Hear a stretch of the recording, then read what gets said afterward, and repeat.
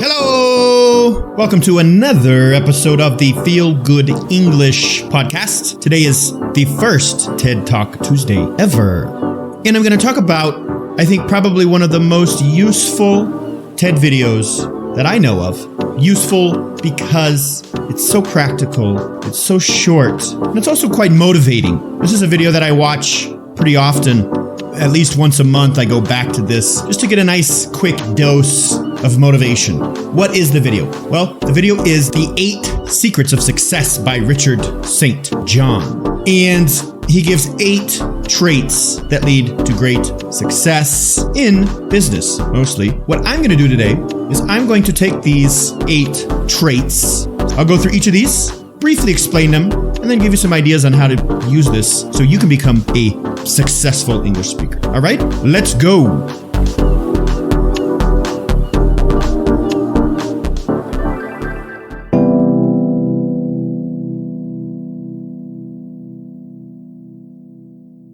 So the first trait that Richard talks about is passion. You hear a lot about this passion thing. You should do work that inspires you, that you're passionate about. Personally, I find this a little difficult. Not everybody can do exactly what they love all of the time. I think it's a little shallow to say that you can do whatever you want at any given time. Not everybody's going to love their work. Sometimes we have to accept what we're doing and maybe find aspects about our work that we are passionate about.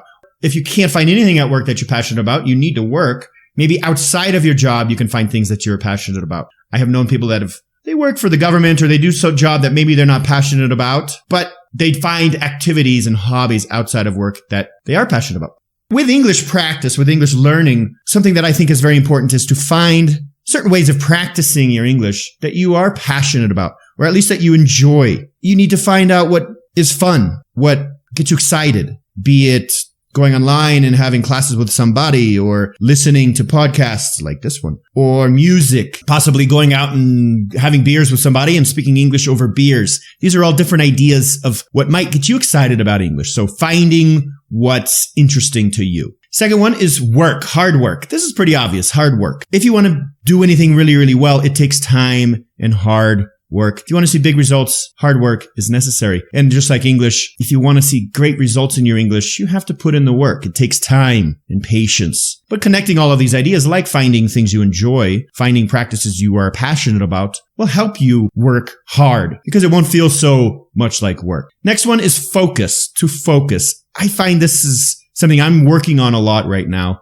in my business and life, is being able to focus on only a few things. I tend to want to do a lot of different things at the same time, or maybe I'm into something for a day. I'm really focused on something for the day. And then the next day I totally change focus and get distracted. So focusing on only a few specific activities, or even one most important activity, I think is very valuable because you can put all of your energy into this one thing. You put all of your energy and your time, and you also wait until you see results. Wait till you finish. That's important as well. With English, if you focus on certain aspects of English, maybe you want to focus on reading or listening or phrasal verbs or speaking to somebody for 5 minutes a day. Maybe that's a focus of yours, but simplifying all of the different activities you might possibly be able to do, all of the different areas and categories and topics and subjects, just focusing on a few simple things like communication or grammar. And just do that for a month or so and just get really specific with something. You can always change it in the future. Number 4 is push. So push is kind of what we would say is motivation, keeping us going, keeping us moving. I think what really helps in this area is having other people help push you. It could be friends, colleagues, teachers, whoever that may be. And a big word here, I think, is accountability. Accountability means having other people expect you to do something. So let's say you're trying to lose weight. If you tell somebody else, hey, I'm going to lose 10 kilos this month,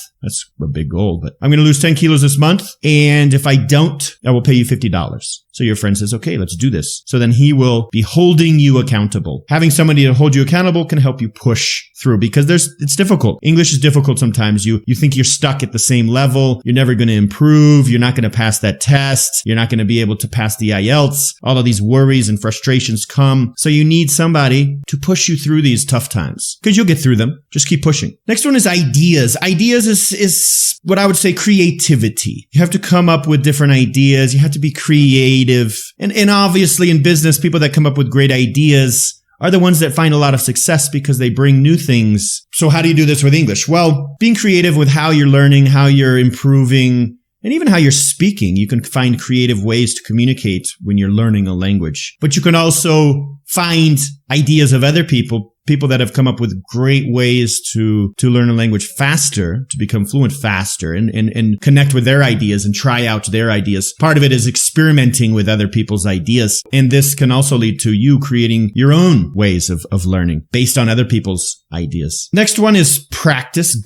Becoming good, improving on something. And this just is pretty obvious. It's just putting the time in, practice, becoming better and better and better. And a lot of this is having the patience to know that every time you're practicing, you are advancing just a little bit. I always recommend to my students, just do a little bit, especially if you're very busy, you have a lot of things going on. Just practice a little bit every day. 5 minutes is even enough. And practice could even be listening to something. It doesn't necessarily mean practice speaking, but just listening to something, reading something for 5 minutes, listening to something for 5 minutes every day. If you do that, you will see huge results over time. I promise you. It's the little times you put in every day with English that will bring the biggest results. I've seen this so many times. And number 7, to serve others in business and in life. I think what really will fulfill us, what will make us feel happy about what we do in our lives and work is if we give to others. We have to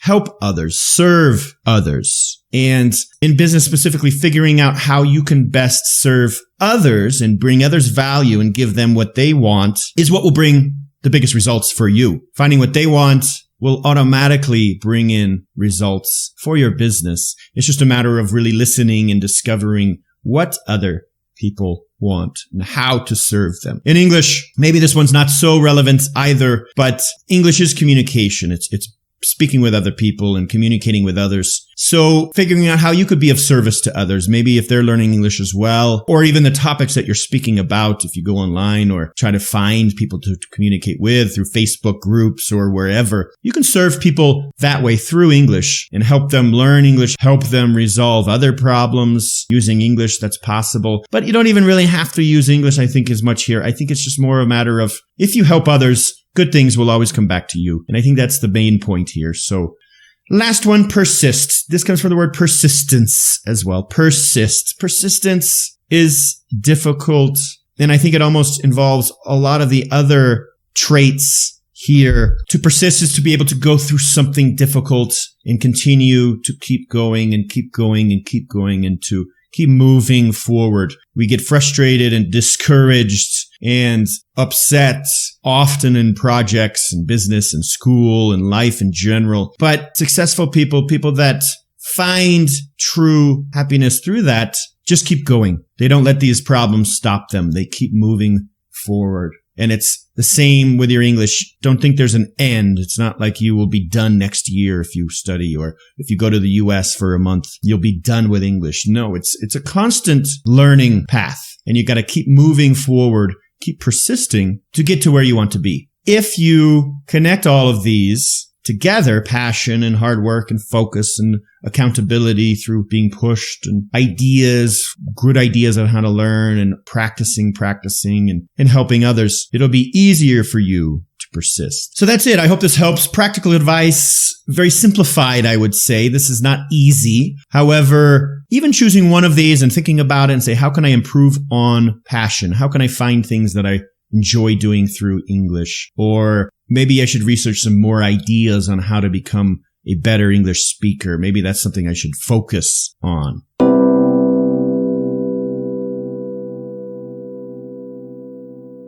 Some vocab from this episode. First word is traits. Traits. Traits, or trait. A trait is a characteristic or an aspect of something. What are his best traits? What are his best characteristics? He could be friendly. He could be a good leader, responsible, intelligent, or bad. He could be mean. He could be lazy. These are traits, characteristics. So the 8 traits of successful people. Another word I used is shallow. Shallow is the opposite of deep. Superficial is similar to shallow. So it's just kind of on the surface. If it's a shallow idea, maybe it doesn't go very deep. It just kind of touches the surface only. You can also call somebody, a person can be shallow. She's very shallow. She's very superficial. She just thinks about appearance or what's on the outside. Doesn't think about the person deep down. So that would be shallow. And you can think of this connected with water. You have deep water or shallow water. Shallow water, you can walk in, no problem. Deep water, you probably need to swim. Okay? Tend comes from the word tendency. He has a tendency to do this, or she tends to do this. So tend is a verb. She has a tendency to arrive late to work. She tends to arrive late to work. So that would be a verb. Tend from tendency. Easy to remember. Bring to the table is what you have to offer, what ideas you have to bring to a group or to what are the ideas you have? What ideas do you have to bring to the table? You need to bring something to the table. You need to offer something of value. And last one, sink, to go down into the water, to sink, to not float. It's the opposite of float, is to sink. So boat is on the water and then it gets a hole in it, it will sink. We can use this metaphorically for a business. Your business is sinking. Or even your relationship is sinking. You can use this as a metaphor for going down, for being destroyed. Got it?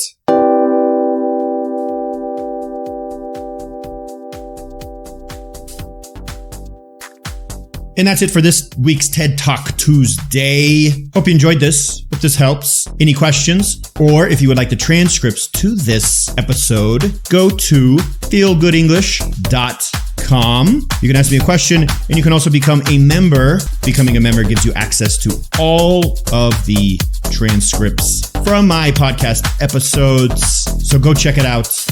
I'll be waiting for you there. Joke for the day. What kind of music are balloons scared of?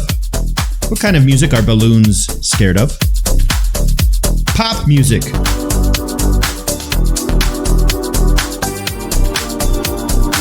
Talk to you soon. Bye-bye.